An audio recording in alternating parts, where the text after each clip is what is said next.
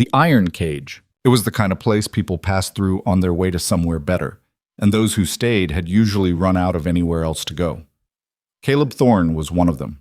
He stood just inside the saloon doors, hat brim low, shoulders squared against the weight of a decade spent breaking horses and his own body in equal measure.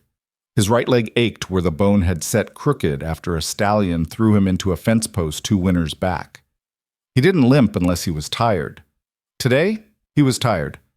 He'd ridden into town for salt, nails, and lamp oil, the kind of errands that kept a man's ranch from falling apart when there was no one else to do the work.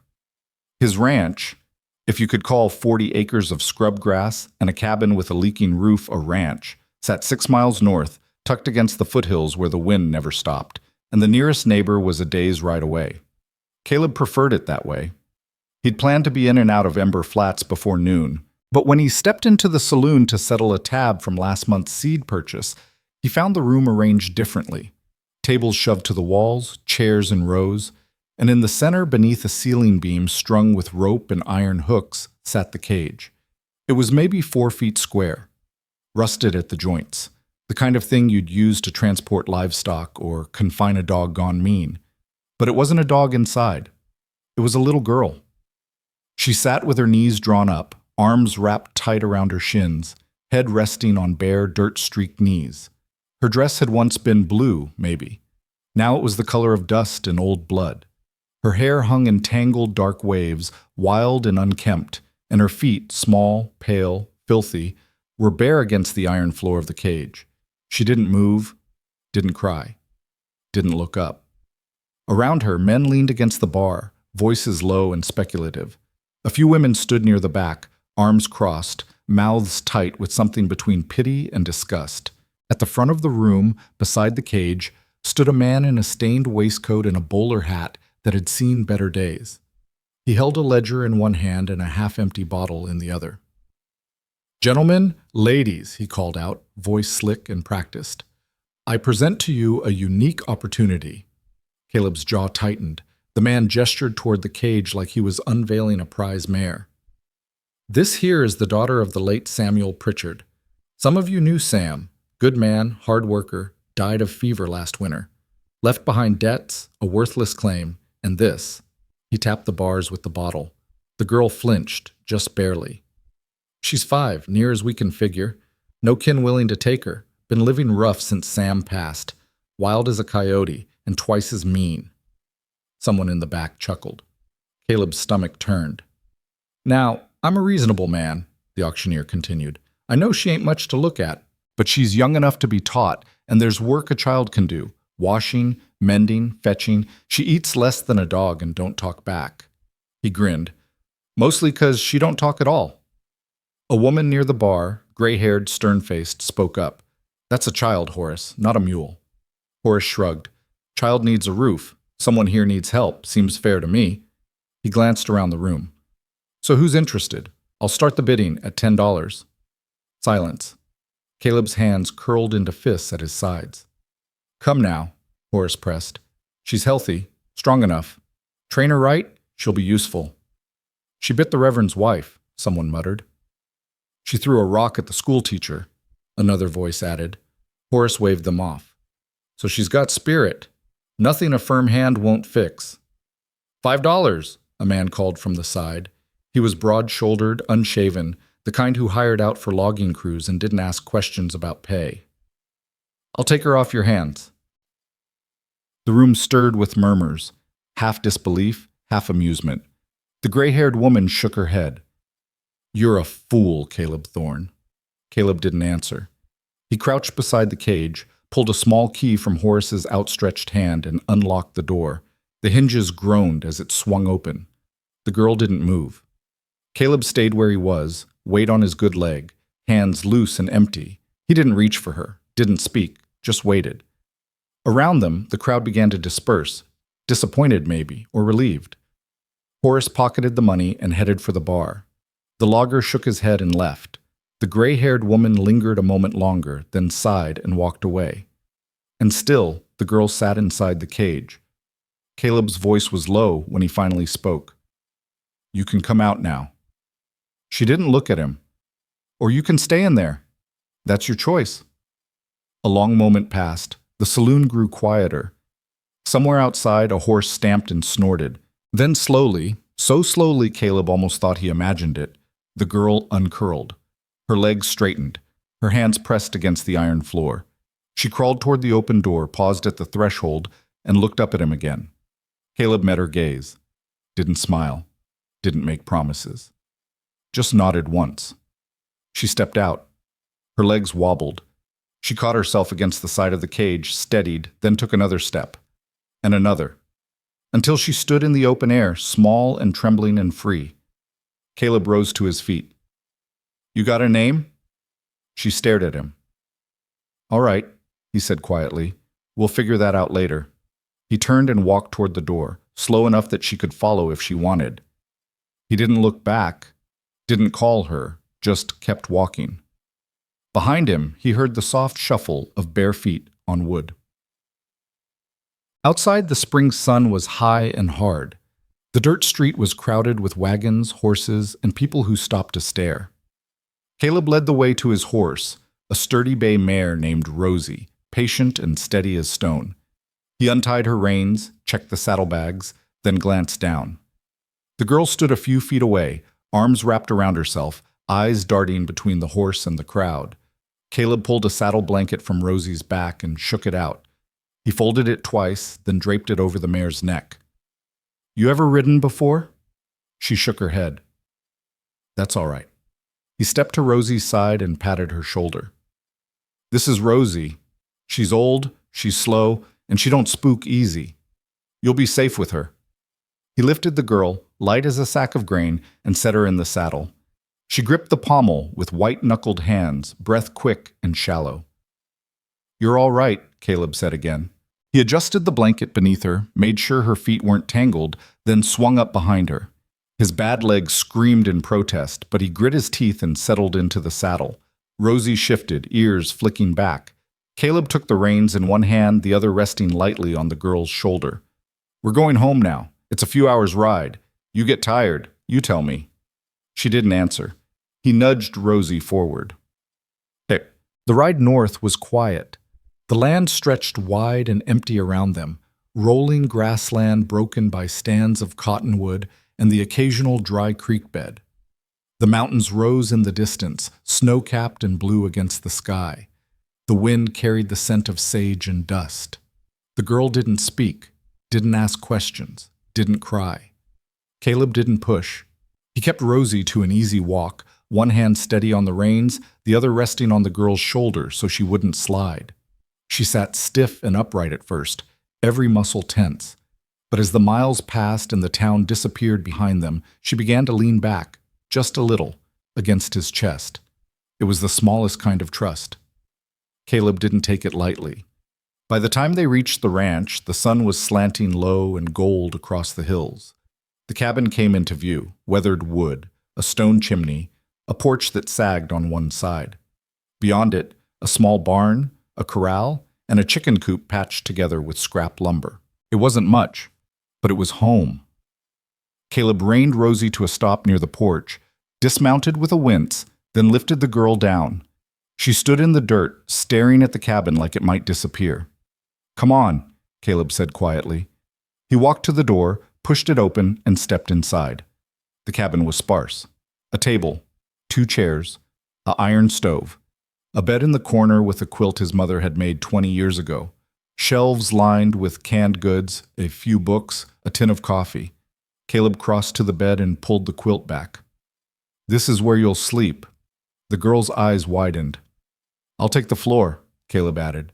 He gestured toward the stove. You hungry? She nodded. He built a fire, heated a pot of beans, sliced some bread. When the food was ready, he set a bowl on the table and stepped back. The girl approached slowly, eyes on him the whole time. She sat, picked up the spoon, ate like someone who expected the meal to be taken away. Caleb poured himself coffee and sat across from her. He didn't watch her eat, didn't ask questions, just sipped his coffee and let the silence settle. When she finished, she set the spoon down carefully. You can have more if you want, Caleb said. She shook her head. He stood, took the bowl to the wash basin, and rinsed it. Then he turned back to her. You need anything else tonight? She stared at him. All right. He nodded toward the bed. Get some rest. Tomorrow we'll figure things out. She climbed into the bed fully dressed, pulled the quilt up to her chin, and lay perfectly still. Caleb grabbed a spare blanket, spread it on the floor near the stove, and lay down with his boots still on. His leg throbbed. His back ached. But he closed his eyes and tried to sleep. In the darkness, he heard her breathing, quick at first, then slower. She didn't cry. But he heard her shift, once, twice, like she was testing whether the bed was real. Mat. The days that followed fell into rhythm. Caleb woke before dawn, started the fire, made coffee. The girl woke soon after, silent and watchful. He fed her oatmeal, beans, bread, whatever he had. She ate without complaint. He didn't ask her to work, didn't give orders, didn't expect anything. He went about his day, mending fence, chopping wood, tending the horses, and she followed. Not close, never close, but always within sight. She watched him hammer nails, haul water, scatter feed for the chickens. She didn't speak, didn't smile, but her eyes tracked every movement, cataloging, learning. On the third day, Caleb found her standing near the chicken coop, holding an egg in both hands like it was made of glass. You find that yourself? He asked. She nodded. Good. He took a basket from the fence post and held it out. You can collect them if you want. Just be gentle. She took the basket. By the end of the week, she was gathering eggs every morning without being asked. By the second week, she'd started sweeping the porch. Caleb never told her to, never thanked her, just nodded when he saw the clean boards and let her be. At night, she slept in the bed. Caleb took the floor. She still didn't speak, but sometimes when he woke in the middle of the night, he'd catch her watching him from across the room, eyes wide, uncertain but no longer afraid. It was a month before things changed. Caleb was fixing the fence along the north pasture when his leg gave out. One moment, he was driving a post into the ground. The next, he was on his knees in the dirt, pain shooting white-hot through his hip. He cursed under his breath, gripped the fence post, and tried to stand. His leg buckled. He went down hard. For a long moment, he just sat there, breathing through the pain, jaw clenched. Stupid, careless. He'd pushed too hard, worked too long without rest, and now he was paying for it. He heard footsteps, soft, hesitant. He looked up. The girl stood a few feet away, her face pale, her hands clenched at her sides. I'm all right, Caleb said through gritted teeth. Just need a minute. She didn't move. He tried again to stand, got halfway up, and his leg screamed. He dropped back down with a grunt. The girl's eyes darted toward the cabin, then back to him. And then she stepped forward, slowly, carefully. She crouched beside him, small hands reaching out. Not to grab, not to pull, but to steady. She slipped one hand under his elbow, the other braced against his shoulder, and pushed. She was so small, so slight, but her grip was firm. Caleb let her help, let her bear the weight she could carry. Together, they got him to his feet. He leaned on the fence post, breathing hard, and looked down at her. She looked back. For the first time since he'd brought her home, her eyes weren't wary. They were clear. Thank you, Caleb said quietly. She nodded once, and then, so soft he almost missed it, she whispered, You're welcome. That night, after supper, Caleb sat on the porch with his coffee. The sky was painted orange and purple, the air cool and still. The girl came outside and stood beside him. Caleb glanced at her. You all right? She nodded. A long silence passed. Then she spoke again, voice small but steady. My name's Clara. Caleb's chest tightened. He set his coffee down carefully. Clara, he repeated. She nodded. That's a good name. She looked up at him. What's yours? Caleb. Caleb, she echoed. They stood there in the fading light, the wind soft around them, and for the first time in a long time, Caleb felt something close to peace. Clara shifted her weight, then glanced toward the open door. Can I ask you something? Sure. Why did you buy me? Caleb was quiet for a moment. Then he looked down at her, his voice low and honest. Because no one should be in a cage. She studied him, searching his face for lies. She didn't find any. After a moment, she nodded. Then she went back inside, climbed into bed, and pulled the quilt up to her chin. Caleb stayed on the porch a while longer, staring out at the darkening hills. He thought about the auction, the cage, the men who'd laughed. He thought about the way Clara had looked at him today, steady, trusting, and he thought about the long road ahead. Because saving a child wasn't a single act. It was 1,000 small choices, 1,000 quiet moments, 1,000 chances to prove that kindness wasn't a trick. He didn't know if he'd be enough, but he'd try. That was all he could do. Try. The days grew longer as spring gave way to early summer, and with the warmth came a slow thawing between the man and the child. Clara still moved through the cabin like a shadow, quiet, careful, always watching. But the rigid fear that had held her those first weeks began to loosen its grip. She ate without hiding food in her pockets anymore. She slept through the night without startling awake at every creak of the floorboards. And sometimes, when Caleb spoke to her in the evenings, she answered with more than just a nod. It was progress. Small, fragile, but real. One morning in mid-June, Caleb woke to find Clara already dressed, standing by the window with her face pressed against the glass. The sun was just breaking over the hills, spilling gold across the grassland, and her breath fogged the pane in small, rhythmic clouds. "See something out there?" Caleb asked as he pulled on his boots. She pointed toward the corral. "The horses." Caleb stood and came to the window. Rosie and the two younger mares were moving lazily around the enclosure, tails swishing at flies, heads low in the cool morning air. "You want to meet them proper?" he asked. Clara's eyes widened slightly. She nodded. "All right, then." He grabbed his hat from the peg by the door. "Come on." They walked across the yard together, Caleb's limp more pronounced in the mornings before his leg loosened up, Clara trailing just behind him with her hands clasped in front of her. The chickens scattered as they passed, clucking indignantly, and the barn cat, a scraggly orange tom named Rust, wound between Caleb's legs before darting off toward the hay shed. When they reached the corral, Caleb rested his arms on the top rail and whistled low. Rosie lifted her head, ears pricked forward, and ambled over with the slow dignity of a horse who knew she was valued. The two younger mares, one dappled gray, one chestnut with a white blaze, hung back, watching with wary curiosity. "This here's Rosie," Caleb said. "You already know her. She's been with me longer than anyone." He scratched behind the mare's ear, and Rosie leaned into his hand with a contented snort. "The gray one's Pepper. She's smart but stubborn. And the chestnut's Clover. She's young, still learning." Clara stood on her toes to see over the rail, her fingers curled tight around the rough wood. "You can touch her if you want," Caleb said. "Rosie won't mind." Clara hesitated, then slowly reached out one hand. Her fingers hovered inches from Rosie's nose, trembling slightly. Rosie stretched her neck forward and huffed warm air across Clara's palm. Clara gasped, not in fear, but in wonder. A smile flickered at the corner of her mouth, brief as a candle flame, then disappeared. But Caleb saw it. "She likes you," he said quietly. Clara stroked Rosie's nose with the tips of her fingers, feather-light and reverent. The mare stood perfectly still, patient as stone. "Can I ride her again?" Clara asked. "Sure. Not today, though. Got fence to mend down by the creek. But soon." Clara nodded, her hand still resting on Rosie's muzzle.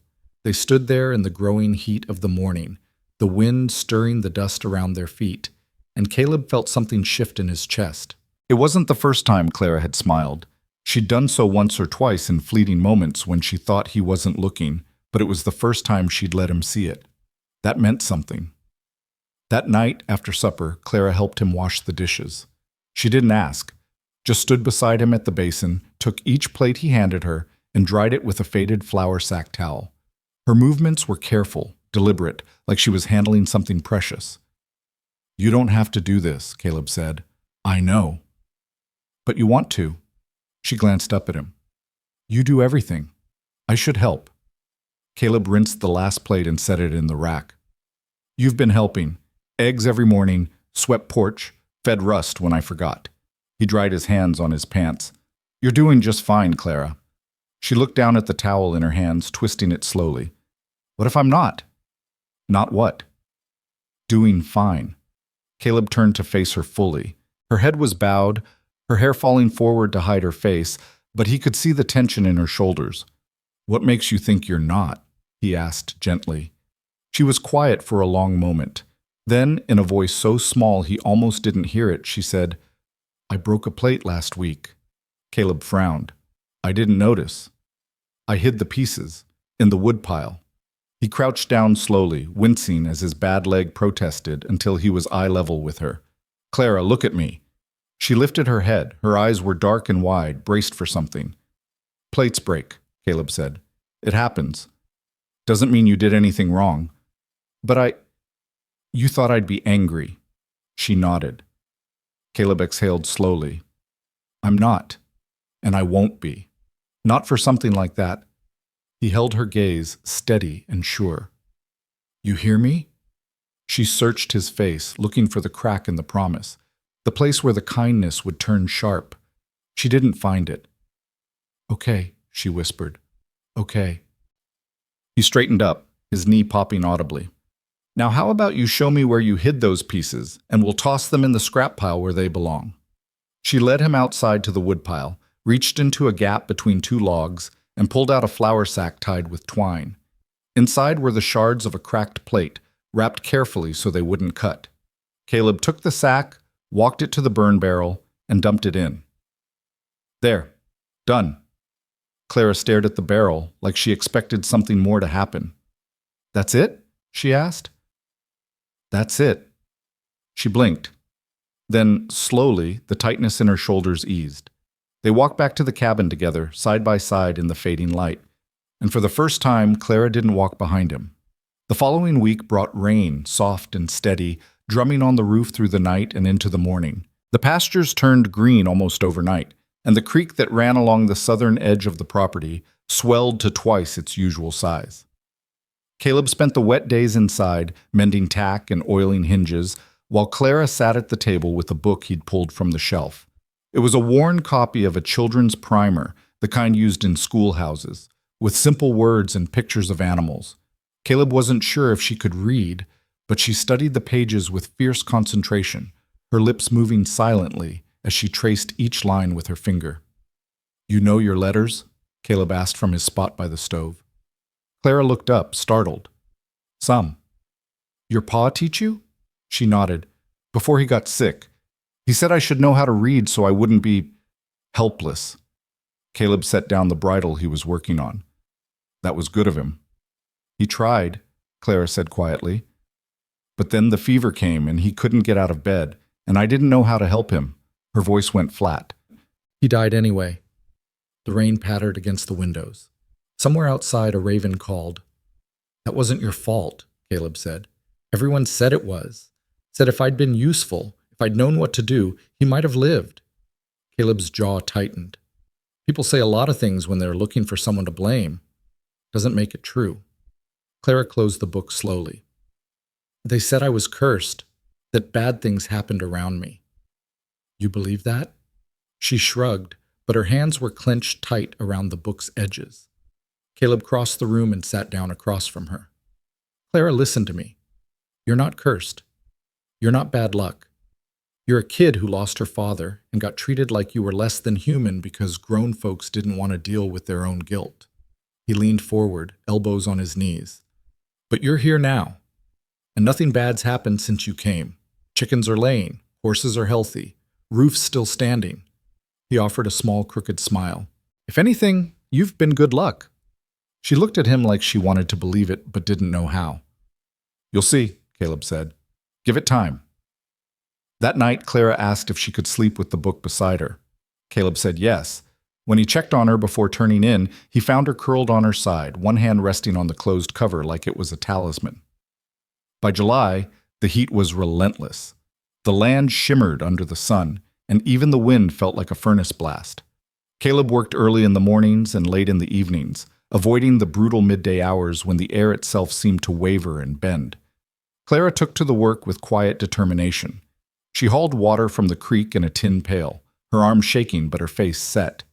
She scattered grain for the chickens, collected eggs, pulled weeds from the vegetable patch Caleb had started behind the cabin.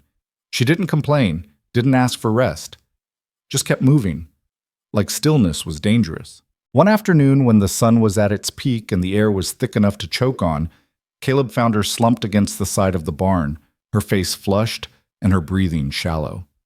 Clara. He crouched beside her, touched her forehead. Hot, too hot. How long you been out here? She blinked up at him, dazed. I don't know. He muttered a curse under his breath and scooped her up. She was light, too light, and she didn't protest as he carried her inside and laid her on the bed. He soaked a cloth in cool water, wrung it out, and pressed it to her forehead. You don't have to work yourself into the ground, he said, his voice rougher than he intended. You hear me? Clara's eyes fluttered closed. I wanted to help. You do help, but not like this. He replaced the cloth with a fresh one. You get yourself sick, that doesn't help anyone. I'm sorry. Don't be sorry, just rest. She slept through the afternoon and into the evening, her breathing evening out as her body cooled. Caleb sat in the chair by the bed, watching her with a knot of worry tight in his chest. He'd seen heat stroke before, seen men drop in the fields, seen some of them not get back up. But Clara was strong, stronger than she had any right to be. When she woke, the sky outside was purple and soft with twilight.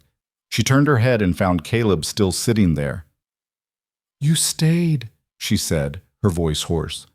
Where else would I be? She didn't answer, just looked at him with those dark, knowing eyes. You scared me, Caleb admitted. I didn't mean to. I know.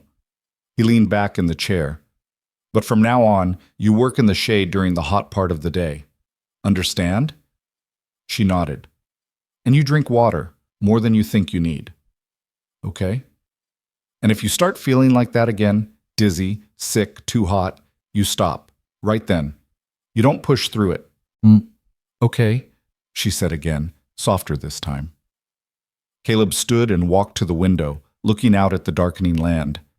I didn't bring you here to work you to death, Clara. I brought you here because you deserve better than what you had. Why? The question was barely a whisper. He turned to face her. What do you mean? Why do you care? You didn't know me. You didn't owe me anything. Caleb was quiet for a long moment. Then he said, because I know what it's like to be alone. And I know what it's like when no one gives a damn whether you live or die. He crossed his arms. I figured if I could do something about it for someone else, I should. Clara sat up slowly, the quilt pooling in her lap. Did someone help you? When you were alone? No. His voice was flat. That's how I know it matters. She looked down at her hands. I'll try not to be a burden. You're not a burden, Clara. He stopped, searching for the right words. You're just a kid, and kids are supposed to be taken care of. That's all. She didn't say anything, but when she lay back down, she didn't turn away from him. August brought storms. They rolled in from the mountains without warning, dark, churning masses of cloud that turned day to dusk in minutes. Thunder cracked like rifle shots, and lightning split the sky in jagged white veins. The first storm came late one afternoon while Caleb was out checking the fence line near the creek. He saw the clouds building to the west and started back toward the cabin, but the storm moved faster than he expected.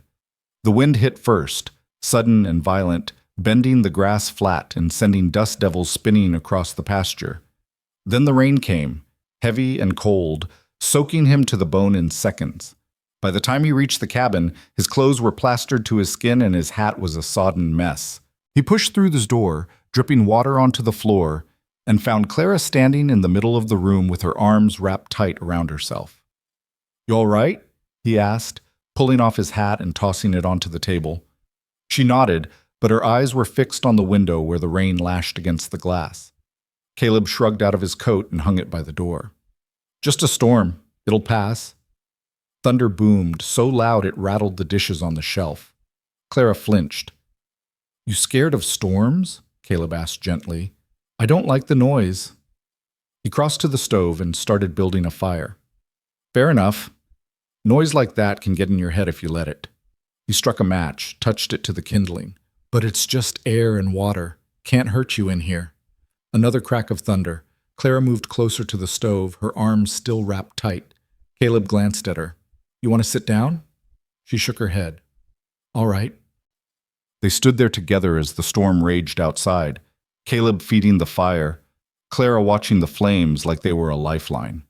The wind howled around the cabin, and the rain drummed a relentless rhythm on the roof, but inside the warmth spread slowly through the room.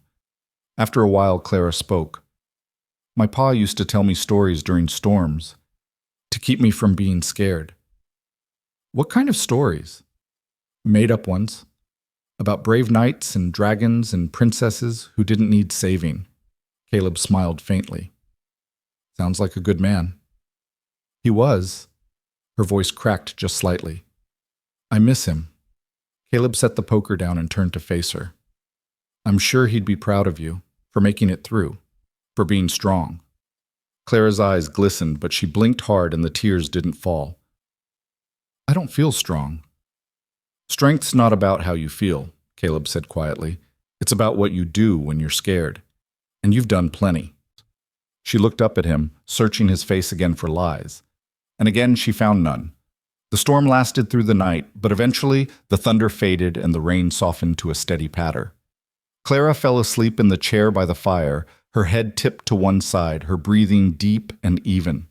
Caleb carried her to the bed, pulled the quilt over her, and stood there for a moment looking down at her small, sleeping face. She was starting to trust him, and that was the most fragile, most precious thing he'd ever been given. He couldn't afford to break it. The morning after the storm dawned clear and cool, the air scrubbed clean and smelling of wet earth and sage. Caleb woke to find Clara already up, standing on the porch in her bare feet, staring out at the transformed land. The grass sparkled with leftover rain, and the creek in the distance ran high and fast, its voice a low roar that carried across the valley. "Sleep all right?" Caleb asked as he stepped outside with 2 tin cups of coffee. He'd started making her a cup in the mornings, mostly milk with just a splash of coffee, and she'd taken to it like a ritual. She nodded, accepting the cup with both hands. The thunder stopped. "Always does." He leaned against the porch rail, sipping his own coffee. "World's got a way of settling itself back down after it gets stirred up." Clara took a careful sip, her eyes still on the horizon. "Do you think it'll storm again?" "Probably. Summer storms come and go, but you'll get used to them." She glanced up at him. "You're not scared of anything, are you?" Caleb huffed a quiet laugh. "I'm scared of plenty." "Like what?" He considered the question, turning his cup in his hands. "Losing the ranch, going through another winter with a bad leg and no help, running out of things to keep me going." He paused. "Failing people who depend on me." Clara's brow furrowed. "I depend on you." "I know. Does that scare you?" He looked down at her, this small, serious child who'd learned too young that the world was harsh and unforgiving. "Sometimes," he admitted, "but not in a bad way, more like, it makes me want to do better." She seemed to consider this, then took another sip of her coffee. They stood there in companionable silence as the sun climbed higher and the world dried out around them. After breakfast, Caleb saddled Rosie and lifted Clara up in front of him. "Figured we'd check the fence line down by the creek, see what the storm did." Clara settled into the saddle, her hands gripping the pommel with more confidence than she'd had the first time. "Can I hold the reins?" Caleb handed them over. "Keep them loose. Rosie knows where she's going." They rode slowly across the pasture, the horses' hooves squelching in the muddy ground. The fence line came into view, sagging in places, one post knocked clean over by the wind. Caleb dismounted with a grunt, his legs stiff from the dampness, and pulled a coil of wire and a hammer from the saddlebag. "This'll take a while," he said. "You can stay on Rosie if you want, or you can walk around. Just don't go near the creek. It's running too fast." Clara slid down from the saddle on her own, landing with a soft thud in the grass. "I'll help." "You know how to fix fence?" "No, but I can learn." Caleb handed her a pair of work gloves. Too big for her hands, but better than nothing. "All right then. Hold this post steady while I hammer." They worked side by side for the better part of the morning, Clara holding posts while Caleb drove them into the ground, fetching tools when he needed them, learning the rhythm of the work. She didn't complain when the gloves slipped or when she had to strain to keep a post upright. She just set her jaw and held on. By midday, the fence was mended, and they were both covered in mud. He splashed her lightly, just enough to flick a few drops onto her arm. She stared at him, wide-eyed. Then, slowly, a grin spread across her face, a real one, full and bright. She cupped her hands, filled them with water, and flung it back at him. Caleb laughed, a deep, surprised sound he hadn't made in longer than he could remember. "Oh, that's how it is?" "Maybe," Clara said, already scooping up more water. For the next few minutes, they splashed each other like a pair of kids, laughing and dodging and completely forgetting the work they'd done or the weight they both carried. The sun was warm on their backs, the water cold and bracing, and for that brief, shining moment, the world felt light. When they finally stopped, breathless and soaked, Caleb sat back on his heels and looked at Clara. Her hair was plastered to her face, her dress dripping, and she was grinning like he'd never seen before. "You look like a drowned cat," he said. "You look worse," she shot back. He laughed again, softer this time, and stood. "Come on, let's get back before we catch our death."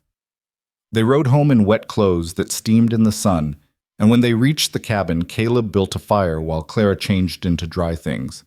That evening, they ate stew on the porch and watched the sky turn pink and gold, and neither of them spoke much. They didn't need to. The days that followed were some of the best either of them had known. Clara's laughter came easier now, and Caleb found himself smiling more than he had in years. She took to the work with growing confidence, feeding the horses, mending small tears in clothes, even helping Caleb cook when he let her. She still had nightmares sometimes, waking with a start in the dark. But Caleb was always there, his voice calm and steady, until she fell back asleep. One evening in late August, as they sat on the porch watching the stars come out, Clara asked, "Why don't you have a wife?" Caleb raised an eyebrow. "That's a bold question." "You don't have to answer if you don't want." He was quiet for a moment, then said, "I was married once, long time ago." Clara turned to look at him, her expression serious. "What happened?" "She left." His voice was matter-of-fact, but there was an old ache underneath. Said ranch life wasn't what she thought it'd be. Too hard, too lonely. She wanted to live in town, near people, near things happening. I couldn't give her that. "Did you love her?" "I thought I did. Maybe I did for a while, but love doesn't always mean staying." He looked out at the dark hills. "She made her choice. I made mine." Clara was quiet, digesting this. Then she said, "I'm glad you stayed here." "Yeah?" "If you'd gone to town, you wouldn't have been at the auction. You wouldn't have bought me." Caleb's throat tightened. "No, I guess I wouldn't have." "Then I'm glad," Clara said firmly. She leaned against the porch post, pulling her knees up to her chest. "Do you ever get lonely?" "Sometimes, but not as much anymore." She glanced at him. "Because of me?" "Because of you." A smile flickered at the corner of her mouth, and she rested her chin on her knees, content. They sat there as the night deepened, the crickets singing in the grass and the coyotes calling to each other from the hills. It was the kind of peace that couldn't be forced or bought. It simply was. But peace, Caleb had learned, was always temporary. The trouble started on a Thursday morning in early September. Caleb was out by the barn shoeing one of the mares when he heard the sound of hooves on the road. He looked up to see two riders approaching, dusty, road-worn, and armed. One was older, maybe 50, with a grizzled beard and a face like sun-cracked leather. The other was younger, lean and hard-eyed, with a revolver slung low on his hip. Caleb set down the mare's hoof and straightened, his hand resting casually on the fence rail. "Help you, gentlemen?" The older man reined his horse to a stop and touched the brim of his hat. "Afternoon. Name's Hiram Colfax. This here's my nephew, Jed. We're looking for a little girl." Caleb's gut tightened, but his face stayed neutral.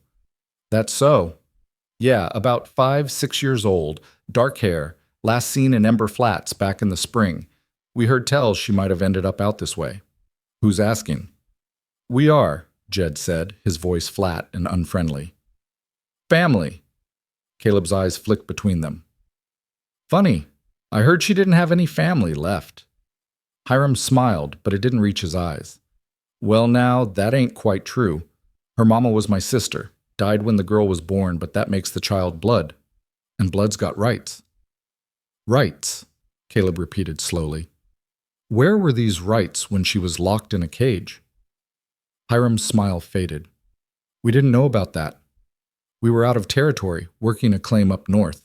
By the time we heard Sam Pritchard had died and the girl was in trouble, she'd already been sold off. He leaned forward in his saddle. We've come to take her back, where we can care for her proper. Caleb didn't move. She's not going anywhere. Jed's hand drifted toward his gun. You don't got a say in it, mister. She's kin. We got legal claim. Legal claim, Caleb said, his voice dropping to something cold and dangerous. Doesn't mean much when you show up 6 months too late with guns on your hips and lies in your teeth. Hiram held up a hand, placating. Now hold on. No need for trouble. We're reasonable men. We know you paid for her at auction. We're willing to reimburse you for that. Say, $30? That's more than fair. She's not for sale. Everything's for sale, Jed muttered. Caleb's jaw clenched. Not her. You want to take her? You'll have to go through me first. The two men exchanged a look. Then Hiram sighed, shaking his head like Caleb was being unreasonable. We'll be back, he said. With the law if we have to. Think on it, Thorne. Think real hard about whether this is worth dying over. They turned their horses and rode off, dust trailing behind them. Caleb stood there long after they were gone, his hands clenched into fists, his mind racing. He didn't believe for a second they were family. Men like that didn't ride halfway across the territory out of love for a child. They wanted something, and whatever it wasn't good. He turned and saw Clara standing in the doorway of the cabin, her face pale, her eyes wide. Who were they? She asked, her voice barely above a whisper. Caleb walked toward her slowly, his expression carefully controlled. Nobody you need to worry about. They were talking about me. I heard them. He crouched down in front of her. Clara, listen to me. Those men don't have any claim on you. I don't care what they say. This time they brought a third man, a weasel-faced fellow in a black coat who introduced himself as a county clerk. We've got paperwork, Hiram said, waving a sheaf of documents. Legal documentation proving our kinship and our right to custody. Judge and Ember Flat signed off on it.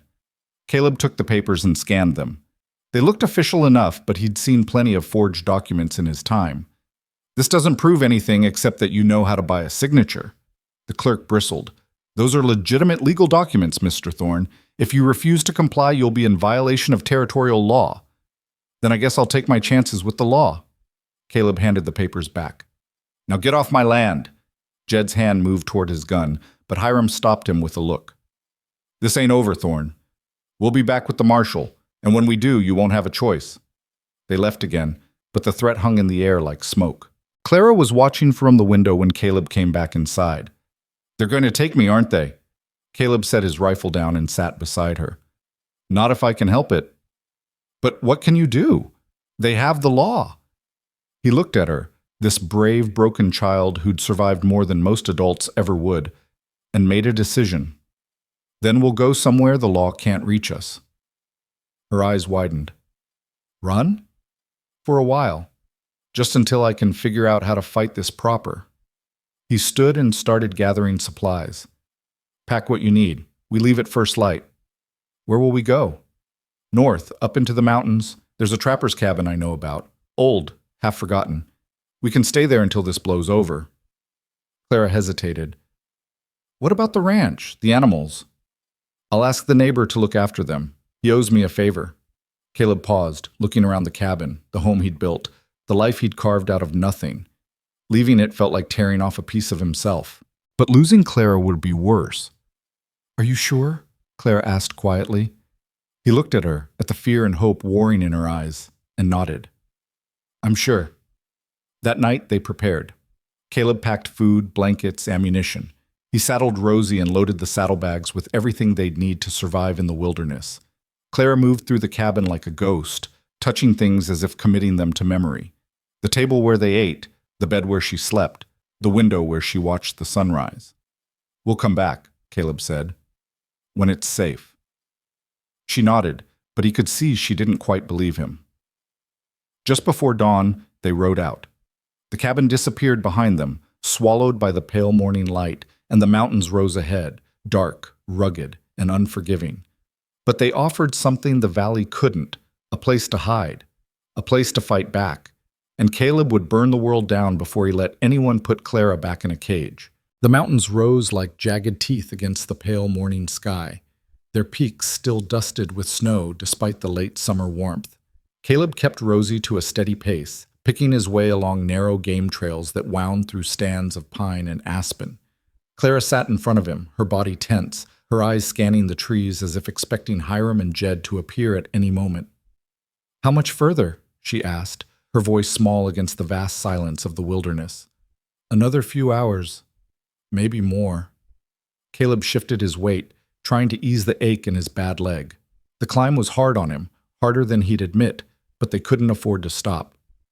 "You doing all right?" She nodded, though her hands were white-knuckled on the saddle horn. They climbed higher, the air growing thinner and cooler, the trees pressing close on either side. The trail narrowed until it was barely wider than Rosie's body, rocks jutting out on one side and a steep drop on the other. Caleb kept his eyes on the path, his breathing measured, while Clara sat perfectly still, trusting him to get them through. By midday, they reached a plateau where the trees opened up into a small meadow. A creek tumbled down from the rocks above, cold and clear, and Caleb reined Rosie to a stop beside it. "We'll rest here," he said, dismounting with a grunt. His leg nearly buckled, but he caught himself against the saddle and steadied. Clara slid down on her own and went straight to the creek, kneeling to splash water on her face. She drank from her cupped hands, then sat back on her heels, staring at the mountains rising all around them. "It's quiet up here," she said. "Yeah." Caleb loosened Rosie's girth and let the mare drink. "Not many folks come this far. Too rough, too wild. Do you think they'll follow us?" He considered lying, telling her they were safe now, but she deserved the truth. "They might try, but they don't know these mountains like I do. We've got the advantage." Clara pulled her knees up to her chest. "What if we can't go back?" Caleb sat down beside her, his legs stretched out to ease the cramping. "We will, just not yet. But what if the judge really does give them custody? What if the law says I have to go with them? Then we'll figure out another way." He picked up a flat stone and turned it over in his hands. "There's always another way, Clara. You just have to be willing to look for it." She was quiet for a long moment, then said, "They're not my family. I don't know who they are, but they're not my uncles. My pa never talked about having a sister." "I believe you." "Then why do they want me?" Caleb tossed the stone into the creek, watching the ripples spread. "I don't know, but men like that don't ride this hard for a child unless there's something in it for them. Money, land, something." He looked at her. "Your pa leave anything behind? Property? A claim?" Clara frowned, thinking. There was a piece of land near the creek outside Ember Flats. Pa said it was good for nothing, but he liked it. He used to take me there, and we'd look for arrowheads. Her eyes widened. "You think that's what they want?" "Could be. If there's gold or silver on it, or even just water rights, it'd be worth something, enough to make a legal claim worth the trouble." Caleb stood, brushing dirt from his pants. "We'll sort it out. But first, we need to get to the cabin and lay low." They rode on as the afternoon stretched long and golden, the sun slanting through the trees and bars of light. The trail grew steeper, rougher, and Caleb had to dismount and lead Rosie over the worst sections, his legs screaming with every step. Clara walked beside him, her hand resting on the mare's neck, her face set with determination. By the time they reached the cabin, the sun was sinking behind the peaks, and the temperature was dropping fast. The structure sat in a small clearing, half hidden by overgrown brush and leaning pines. It was rougher than Caleb remembered. Logs chinked with moss and mud, the roof sagging in the middle, one window covered with a scrap of oilcloth. But it had 4 walls and a door, and that was enough. "This is it?" Clara asked, staring at the dilapidated building. "This is it." Caleb pushed open the door, which groaned on rusted hinges. Inside, the air smelled of dust and old smoke. A stone hearth occupied one wall, a rough-hewn table and bench sat in the center, and a single cot frame, minus the mattress, leaned against the far corner. "It's not much, but it'll keep us dry and out of sight." Clara stepped inside, her eyes adjusting to the dim light. "Who lived here?" Trapper named Dutch. Used to come up here every winter to run lines. Died about 5 years back. Nobody's used it since. Caleb dropped the saddlebags on the table and began unloading supplies. We'll fix it up, make it livable. Clara walked to the hearth and touched the soot-blackened stones. Do you think Dutch was lonely up here? Probably, but some folks prefer lonely to crowded. He pulled out a tin of matches and a bundle of kindling. Let's get a fire going. It's going to be cold tonight. They worked together in the fading light, Caleb building the fire while Clara swept out the worst of the dirt and cobwebs with a pine branch. When the flames caught and warmth began to spread through the small space, they sat on the floor near the hearth and ate cold biscuits and dried meat from their packs. Tomorrow, we'll cut fresh pine boughs for bedding, Caleb said, and I'll see about patching that roof before the next rain. Clara chewed slowly, her gaze distant. How long do you think we'll be here? As long as it takes. What if it takes forever? He looked at her across the firelight. Then we'll figure out how to make forever work. She smiled faintly, but her eyes were sad. I don't want you to lose your ranch because of me. I won't. But if you do, Clara, his voice was firm but kind. I made a choice. I'd make it again. You understand? She nodded slowly, then leaned against his shoulder. They sat like that as the fire crackled and the darkness settled over the mountains, thick and complete. The days that followed fell into a new rhythm, slower and harder than life at the ranch, but simpler in its way. Caleb woke each morning with the sun and set about the work of survival, gathering wood, hauling water from the creek, hunting small game with his rifle. Clara helped where she could, learning to set snares for rabbits, skin and clean what they caught, stretch hides to dry. Her hands grew rough and capable, and the fear that had shadowed her eyes began to ease, replaced by something steadier. One afternoon, nearly 2 weeks into their stay, Caleb was splitting wood outside the cabin when he heard Clara shout his name. He dropped the axe and ran, or limped as fast as his leg would allow, toward the sound of her voice. He found her crouched by the creek, staring at something in the water. What is it? He asked, breathing hard. She pointed. Look. Caleb followed her gaze and saw a small trout, barely 6 inches long, trapped in a shallow pool where the current had carved out a basin. The fish darted back and forth, frantic and exhausted. It's stuck, Clara said. The water's too low for it to get back to the main creek. Caleb knelt beside her. Yeah. Happens sometimes when the water drops. Can we help it? He glanced at her, saw the earnestness in her face, and sighed. All right. Grab that tin cup from my pack. She scrambled to obey, and when she returned, Caleb scooped the fish into the cup with careful hands. It thrashed once, then went still, gills flaring. He carried it to the deeper part of the creek and tipped the cup, letting the trout slide back into the current. For a moment it hung there, disoriented, then with a flick of its tail it disappeared downstream. Clara watched it go, a smile breaking across her face. You saved it. You saved it, Caleb corrected. I just did the heavy lifting. She looked up at him, her eyes bright. Thank you. For what? For listening. He ruffled her hair gently. That's what family does. The word hung in the air between them, family, and Clara's smile widened. She didn't say anything else, but she didn't have to. That night, as they sat by the fire, Clara asked, Do you think Rosie misses the ranch? Caleb glanced toward the lean-to he'd built for the horse, where Rosie stood contentedly chewing hay. Probably. But she's tough. She'll be all right. Do you miss it? He was quiet for a moment, staring into the flames. Yeah, I do. It's the first place that ever felt like mine. Built it with my own hands, you know? Every board, every nail. He poked at the fire with a stick. But missing something doesn't mean you made the wrong choice leaving it.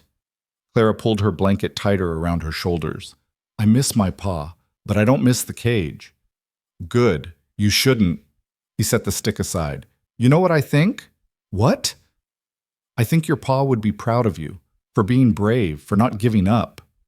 Her voice was small. I didn't feel brave in the cage. Bravery's not about feeling strong, Clara. It's about getting through the hard things, even when you're scared. He looked at her.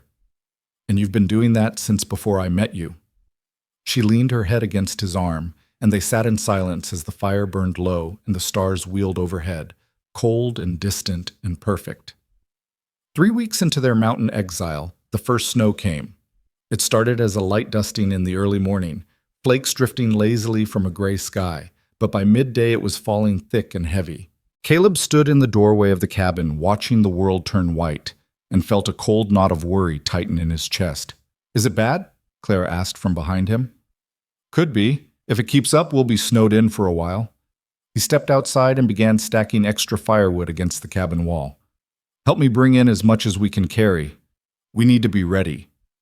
They worked for hours, hauling wood and checking their food supplies, making sure everything was secure. By nightfall, the snow was knee-deep and still falling. Caleb sealed the gaps around the door and window with rags and mud, and they huddled close to the fire as the wind howled outside like something alive. "Will we be okay?" Clara asked, her face pale in the flickering light. "We'll be fine. We've got food, wood, and shelter. That's all we need." But as the days passed and the snow piled higher, Caleb's confidence began to waver. They were running low on meat, and the cold had driven most of the game deeper into the forest. His leg ached constantly in the freezing air, making it hard to walk, let alone hunt. And the walls of the cabin, which had seemed cozy at first, began to feel like a prison. Clara grew quieter, more withdrawn. She spent hours staring out the window at the endless white, her expression distant. One evening, Caleb found her sitting on the floor near the fire, her arms wrapped around her knees, tears streaming silently down her face. "Hey," he lowered himself down beside her, his leg protesting. "What's wrong?" "I hate this," she whispered. "I hate being trapped. I hate being scared all the time." "I know. It's my fault we're here. If it wasn't for me, you'd be home. You'd be safe." Caleb put his arm around her and pulled her close. "Listen to me. This is not your fault, none of it. Those men, Hiram and Jed, they're the ones who did this, not you. But I'm the reason they came. And I'm the reason we're fighting back." He tilted her chin up so she had to look at him. "You didn't ask for any of this, Clara, but you're handling it better than most folks would. You're strong, stronger than you think." "I don't feel strong. Strength's not always loud. Sometimes it's just getting up every morning and deciding to keep going." He brushed a tear from her cheek. "And you do that every single day." She leaned into him, and he held her while the wind rattled the shutters and the fire burned low. When she finally fell asleep, curled against his side, Caleb stayed awake, staring at the flames and making plans. They couldn't stay in the mountains forever. Winter was coming in earnest, and the cabin wouldn't hold up against the worst of it, which meant they had two choices: go back and face Hiram and Jed, or find another way out. Caleb chose the third option, the one nobody expected. He'd fight, not with fists or guns, though he'd use those if he had to. He'd fight with the law, the real law, not the bought and paid for kind that Hiram had dragged up from Ember Flats. There was a territorial judge in Helena, a man Caleb had heard was honest and fair. If he could get to Helena, present his case, prove that Hiram's claim was false, he might be able to win custody of Clara legally. It was a long shot, but it was better than hiding in the mountains until they froze or starved. The next morning, when the snow finally stopped and the sky cleared to a brittle blue, Caleb told Clara his plan. She listened without interrupting, her face serious. When he finished, she said, "How long will it take to get to Helena?" "A week, maybe less if the weather holds." "And you think this judge will help?" "I think it's our best chance." He crouched down in front of her. "But I need you to trust me. Can you do that?" She nodded. "I trust you." "Good." He stood and began packing their supplies. "We leave tomorrow at first light." That night, Caleb wrote a letter by firelight, addressed to the neighbor back at the ranch, explaining where they'd gone and why. He folded it carefully and tucked it into his coat pocket, hoping he'd get a chance to send it once they reached civilization. Clara sat beside him, watching the flames. "What if the judge says no? Then we'll figure out something else." "But what if—" "Clara." He set down the pencil and looked at her. "I can't promise you everything will work out. I can't promise we'll win, but I can promise I won't stop fighting for you, ever. You understand?" She searched his face, then nodded slowly. I understand. They left the cabin before dawn, the world still dark and cold. Caleb loaded Rosie with their remaining supplies, helped Clara into the saddle, and took one last look at the rough little shelter that had kept them safe. Then he turned the horse toward the trail and started down the mountain. The journey to Helena was brutal. The snow made the trails treacherous, and more than once Rosie slipped on hidden ice, nearly throwing them both. Caleb's leg throbbed with every step, but he gritted his teeth and kept moving. They traveled by day and camped at night, huddling together under blankets while the cold pressed in from all sides.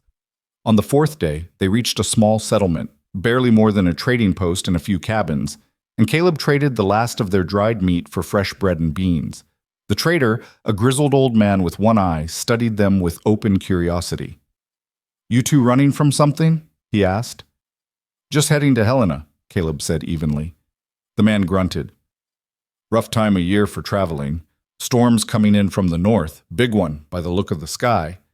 Caleb glanced out the window. The clouds were piling up dark and heavy on the horizon. How long before it hits? Day, maybe two. You'd be smart to wait it out here. But they couldn't afford to wait.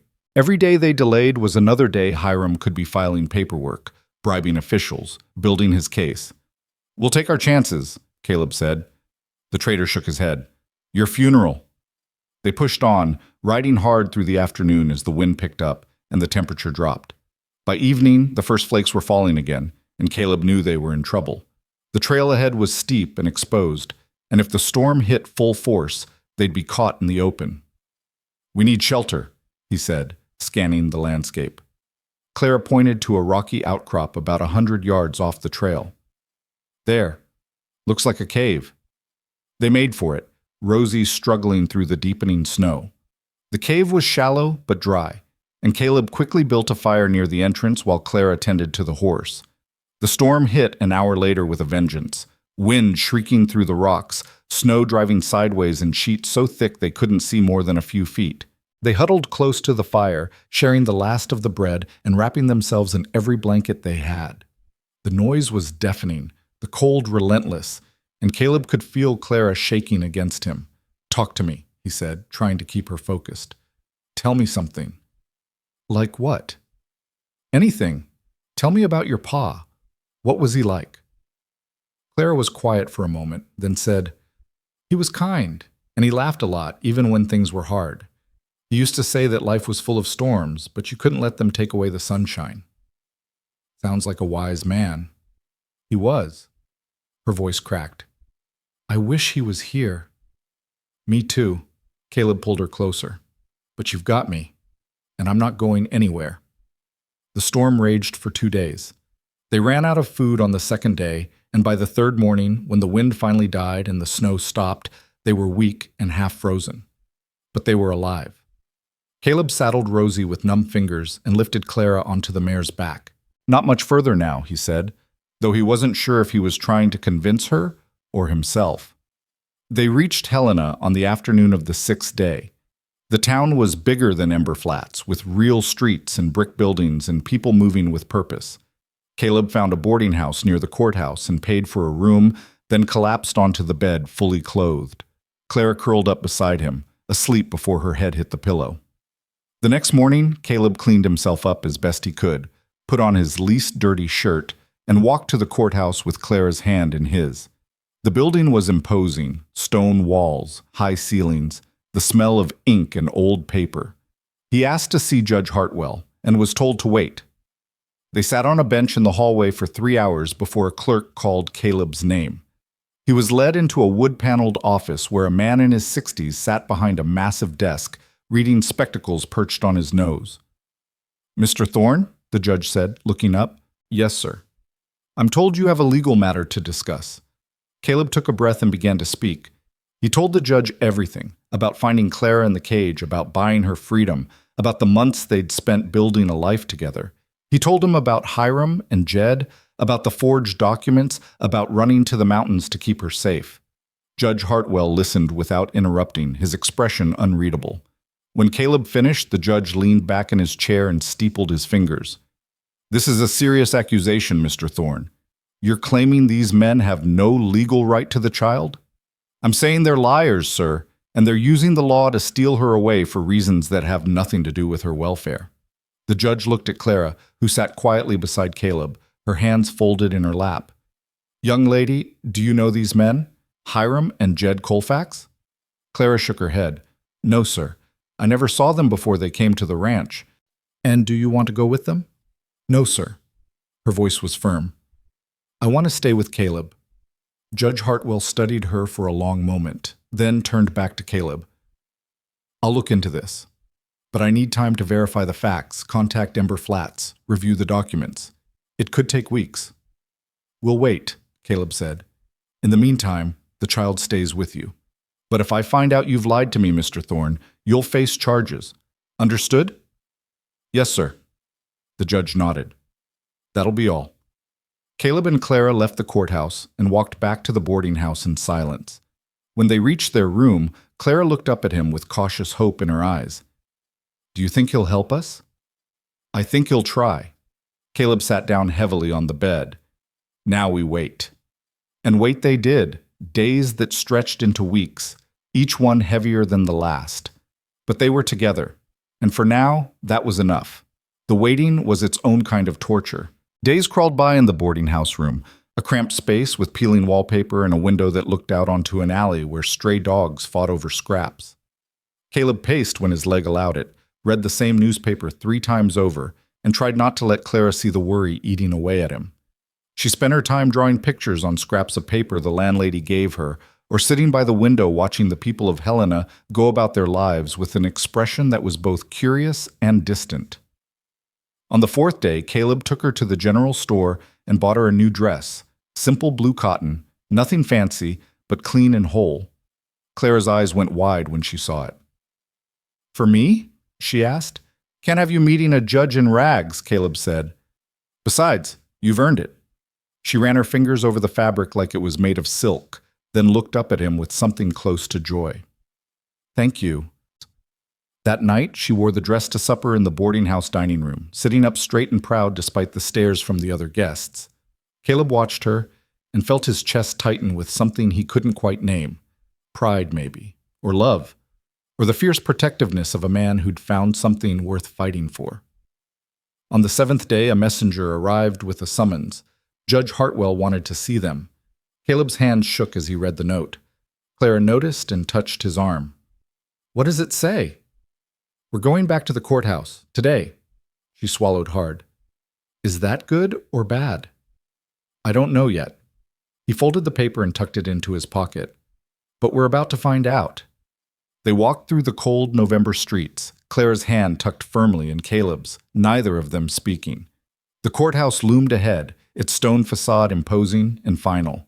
Inside, the clerk led them to the same office where they'd met Judge Hartwell before, but this time the room wasn't empty. Hiram and Jed sat on a bench against the wall, both dressed in their Sunday best, their expressions smug and confident. The weasel-faced clerk who'd accompanied them to the ranch stood nearby, clutching a leather satchel. Caleb's jaw tightened. Clara's hand gripped his harder. Judge Hartwell sat behind his desk, a thick folder open in front of him. He looked up when they entered and gestured to the chairs across from him. Mr. Thorne, Miss Pritchard, please, sit. Caleb helped Clara into a chair, then sat beside her, his back straight and his hands resting on his knees. Hiram leaned back on the bench, arms crossed, a faint smile playing at his lips. I've completed my investigation, the judge began, his voice measured and careful. I've reviewed the documents presented by Mr. Colfax, contacted officials in Ember Flats, and spoken with several individuals who knew the late Samuel Pritchard. He paused, his gaze moving between Caleb and Hiram. What I've found is troubling. Hiram's smile widened slightly. Caleb's stomach dropped. The documents claiming familial relation between Mr. Colfax and the child appear to be fraudulent, Judge Hartwell continued. There is no record of Samuel Pritchard having a sister, living or deceased. Furthermore, the signatures on the so-called legal custody papers do not match those of the presiding judge in Ember Flats. In fact, that judge denies ever signing such documents.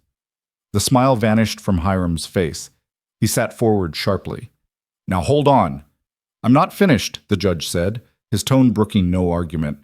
I also learned that Mr. Colfax and his nephew have been involved in several land disputes over the past 2 years, often targeting properties left behind by deceased individuals with unclear heirs. The pattern is consistent and damning. Jed shot to his feet. This is a load of— Sit down, Mr. Colfax, the judge said coldly, or I'll have the marshal remove you from this room. Jed glared but sank back onto the bench. Judge Hartwell turned his attention to Caleb and Clara. Mr. Thorne, while your methods were unorthodox, running to the mountains rather than fighting this through proper channels, I find no fault in your intentions. You acted to protect a child who had no one else to protect her. That speaks to character. He looked at Clara. Miss Pritchard, you've made it clear you wish to remain in Mr. Thorne's care. Is that still true? Clara nodded, her voice steady despite the tremor in her hands. Yes, sir.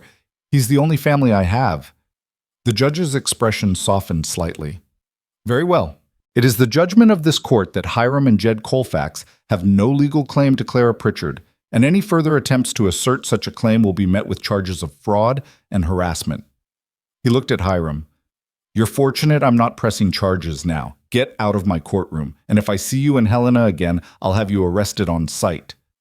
Hiram's face went red with fury. He stood, jabbing a finger toward Caleb. This ain't over, Thorne. You think you've won, but— Marshal, the judge called. A broad-shouldered man in a badge stepped through the door, hand resting on the butt of his revolver. Problem, Your Honor? These men are leaving. Make sure they do. The marshal nodded and gestured toward the door. Let's go, gentlemen. Hiram and Jed exchanged a look, then stalked out of the room, the weasel-faced clerk scrambling after them. The door closed with a heavy thud, and the tension in the air eased slightly. Judge Hartwell turned back to Caleb. Now, as to the matter of legal guardianship, Mr. Thorne, you have no blood relation to this child, and while the circumstances of her acquisition were, unusual, they do not constitute a legally binding adoption. Caleb's heart sank. Your Honor, The judge held up a hand. However, given the clear bond between the two of you, and the lack of any other viable guardian, I am prepared to grant you temporary custody pending a formal adoption process. This will require documentation, a home inspection, and a period of observation to ensure the child's welfare. Are you willing to comply with these requirements? Caleb let out a breath he didn't know he'd been holding. Yes, sir. Whatever it takes. Good. The judge closed the folder. I'll have the clerk draw up the necessary paperwork. In the meantime, you're free to return home. The court will contact you when the next steps are ready. He looked at Clara one last time, his stern expression softening. You're a lucky girl, Miss Pritchard. Not many children find someone willing to fight for them the way Mr. Thorne has fought for you. Clara's eyes filled with tears, but she blinked them back and nodded. I know, sir. Thank you. Judge Hartwell inclined his head. Dismissed. Caleb and Clara left the courthouse in a daze, the cold air hitting them like a slap. They stood on the steps for a moment, neither quite believing what had just happened. We won, Clara whispered.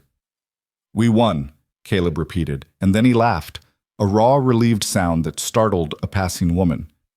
He crouched down and pulled Clara into a tight hug. We won, Clara. She wrapped her arms around his neck and held on like she'd never let go. That night they celebrated with a real meal at a restaurant, roast chicken, potatoes, fresh bread, and apple pie for dessert. Clara ate slowly, savoring every bite, and Caleb watched her with a quiet contentment he hadn't felt in months. When they returned to the boarding house, Clara fell asleep almost immediately, curled up on the bed with a full stomach and a peaceful expression. Caleb sat by the window, looking out at the dark streets of Helena, and allowed himself to believe for the first time that everything might actually be all right. The journey back to the ranch took longer than the journey to Helena. Winter had settled in hard, and the trails were choked with snow. But Caleb didn't push. They traveled at a steady pace, stopping to rest when they needed to, and Clara rode Rosie with growing confidence, sometimes even taking the reins while Caleb walked beside them to ease the strain on his leg. On the third day, they crested a ridge and saw the ranch spread out below, small and weathered and beautiful in its simplicity. Smoke rose from the chimney, and Caleb felt a rush of gratitude for the neighbor who'd kept his promise to look after the place. Home, Clara said softly. Home, Caleb agreed. When they rode into the yard, the neighbor, a grizzled man named Polk, came out of the cabin wiping his hands on a rag. Well, I'll be damned. Didn't think I'd see you two again. Caleb dismounted and shook his hand. Appreciate you keeping things running, Polk. Wasn't much to keep. Couple of hens got taken by a fox, but the rest are fine. Horses are good. Polk looked at Clara, then back at Caleb. You settle your business in Helena? We did. Polk nodded, satisfied. Good. This place needs folks living in it. Gets lonely otherwise. He tipped his hat to Clara. You take care of him, little miss. He's too stubborn to take care of himself. Clara smiled. I will. Polk rode off, and Caleb and Clara stood in the yard for a long moment, just taking it all in. Then Caleb opened the cabin door and they stepped inside. It smelled like coffee and wood smoke and home. The weeks that followed were busy. Caleb threw himself into the work of the ranch, repairing fences, tending the animals, splitting wood for the winter. Clara helped where she could, and in the evenings they sat by the fire while Caleb taught her to read better, using the primer and a few other books he'd traded for in Helena. She was a quick learner, hungry for knowledge, and Caleb found himself looking forward to those quiet hours as much as the work of the day. One evening in late December, as the first real snowstorm of winter howled outside, there was a knock at the door. Caleb opened it to find a woman standing on the porch, middle-aged, stern-faced, with a leather satchel and a no-nonsense air about her. Mr. Thorne? She asked. Yes, ma'am. I'm Mrs. Beatrice Hollis. I've been sent by the territorial court to conduct a home inspection as part of your custody proceedings. Caleb's stomach tightened, but he stepped aside. Come in. Mrs. Hollis entered, brushing snow from her coat, and surveyed the cabin with sharp eyes. She took in the clean floors, the stocked shelves, the warm fire. She looked at the bed where Clara slept and the pile of books on the table. Then she looked at Clara herself, who stood by the stove watching the stranger with cautious curiosity. Miss Pritchard, Mrs. Hollis said, I'd like to speak with you privately, if that's all right. Clara glanced at Caleb, who nodded. It's okay. Answer her questions honestly. Mrs. Hollis took Clara outside to the porch, and Caleb waited inside, his hands clenched and his mind racing. The minutes dragged like hours. Finally, the door opened and they came back in, both of them snow-dusted and cold. Mr. Thorne, Mrs. Hollis said, her tone unreadable. I've seen what I needed to see. And? She looked at Clara, then back at him. This child is clean, well-fed, and clearly cared for. She's learning to read, she has chores appropriate to her age, and she shows no signs of neglect or mistreatment. She paused. In fact, I'd go so far as to say she's thriving. Caleb exhaled slowly. So you'll recommend approval? I will, with one condition. His heart skipped. What condition? You must ensure she receives proper schooling. There's a schoolhouse in Ember Flats, and while the ride is long, she should attend when weather permits. Education is not optional, Mr. Thorne. Understood. I'll make sure she goes. Mrs. Hollis nodded, then softened slightly. You've done well by her, Mr. Thorne. Better than most men would have. Judge Hartwell will receive my report within the week. I expect you'll have your papers shortly after. She left as abruptly as she'd arrived, and Caleb closed the door behind her, leaning against it with his eyes closed. Did we pass? Clara asked. He opened his eyes and smiled. We passed. She whooped and threw her arms around him, and Caleb held her tight, feeling the last knot of fear finally loosen. The papers arrived 2 weeks later, delivered by a postal rider who looked half-frozen and deeply annoyed at having to ride so far in the dead of winter. Caleb signed for them, tipped the rider generously, and opened the envelope with trembling hands. Inside was a single sheet of official court stationery, stamped and signed by Judge Hartwell. It declared Caleb Thorne the legal guardian of Clara Pritchard, with full rights and responsibilities as her adoptive father. Caleb read it twice to make sure it was real, then showed it to Clara. She stared at the paper, her eyes wide. Does this mean I'm yours, really yours? Really mine, Caleb said, his voice thick. And you're stuck with me now. She laughed through her tears and hugged him so hard he thought his ribs might crack. That night, they celebrated quietly, just the two of them, a simple meal, and the knowledge that they were finally, truly, a family. No cages, No fear, no one to take her away. Just home. Spring came slowly to the Wyoming territory, creeping in with muddy trails and the first tentative blooms of wildflowers. Caleb and Clara worked the ranch together, and with the warmer weather came visitors, Polk stopping by to borrow tools, a traveling preacher who stayed for supper, and eventually the schoolteacher from Ember Flats, a young woman named Miss Ellery who rode out to personally invite Clara to attend school. Clara was nervous at first, clinging to Caleb's hand when they arrived at the small wooden schoolhouse. But Miss Ellery was kind and patient, and within a week Clara was reading aloud to the other students and making friends with a girl her age named Molly. Caleb watched her bloom in ways he hadn't thought possible. She laughed freely now, without the shadow of fear. She asked questions endlessly, her curiosity boundless. And every evening when he picked her up from school, she chattered the whole ride home about what she'd learned, her face bright with excitement. One afternoon in early May, Caleb was mending a fence when he saw a rider approaching. His hand went instinctively to the rifle leaning against the post, but he relaxed when he recognized Polk. "Got a letter for you?" Polk called, dismounting. "Came through town this morning." Caleb took the envelope, frowning at the unfamiliar handwriting. He opened it and read quickly, his expression shifting from confusion to surprise. "What is it?" Clara asked, coming up behind him with a bucket of water. "It's from a lawyer in Ember Flats. Says they've been looking into your father's land claim. The piece by the creek." He scanned the letter again. "Turns out there's a silver vein running through it. Small, but valuable. And since you're Sam Pritchard's heir, it belongs to you." Summer came in hot and golden, and with it came a sense of peace Caleb hadn't known since before his wife left. He and Clara fell into an easy rhythm. Work and school, chores and evenings on the porch, stories by firelight, and the endless expanse of stars overhead. She grew taller, stronger, more sure of herself. And Caleb, for his part, found that the ache in his chest, the loneliness he'd carried for so long, had finally eased. One evening in late June, as they sat on the porch watching the sunset, Clara said, "Do you think my pa would be proud of me?" Caleb looked at her. "I know he would." "How do you know?" "Because I am. And any father worth his salt would be too." She smiled, then leaned her head against his shoulder. "I'm glad you found me." "I'm glad I did too." He put his arm around her. "Best decision I ever made." They sat there as the sky turned from gold to purple to deep indigo, the world settling into the quiet of another day's end. And for the first time in a long time, Caleb allowed himself to believe that the future might hold more than just survival. It might hold joy. It might hold love. It might hold a family. Years passed, and the ranch prospered. Clara grew into a young woman, bright, capable, and fiercely independent. She finished school at the top of her class, and Miss Ellery wrote letters to universities back east, convinced Clara had a future beyond the Wyoming frontier. But Clara wasn't interested in leaving. The ranch was her home. Caleb was her father. And she'd spent too long searching for a place to belong to give it up now. When she turned 16, Caleb threw her a birthday party, the first real celebration she'd ever had.